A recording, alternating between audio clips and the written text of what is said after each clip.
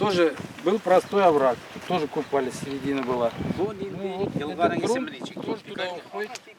Она дальше застревает, и тоже такой же бурян получается. Выходили, анда не булганин.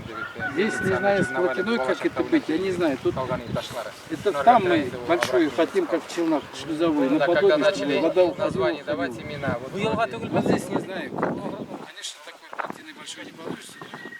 Если по программе, возможно, это, скажем так, ну, чтобы его хотя бы стояла вода для пожарного забора, ну, не смывала, хотя бы там большие трубы такие, штук 4-5. Тут ведь как получается? Дня 3 максимум в стильной половоде вода бежит. Потом его, она хватает даже вот такой трубы. На лет вообще вода. Весной 3 дня массивный овраг все забирается. Все, потом уже не нужно, не трубы.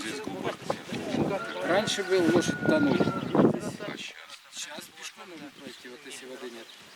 Там поможет. Здесь ребята попытались вот угол очистить. Ну, с таким экскаватор, что мог достать, вот угол.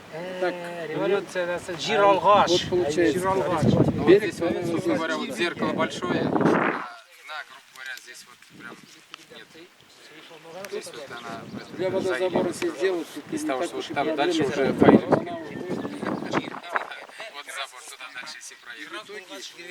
Дальше у нас такой большой Еще проблем. одна, как бы, есть вот такой земляной ров, туда дальше, там то же самое, как бы заболачивает. Да, это напротив клуба. Там, мы сейчас туда доедем, Там уже достаточно, она уже столько лет стоит,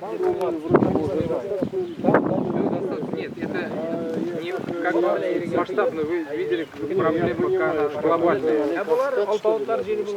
Не каскад устраивает, мы просто хотели, чтобы вы увидели, что на самом деле как бы творится, допустим.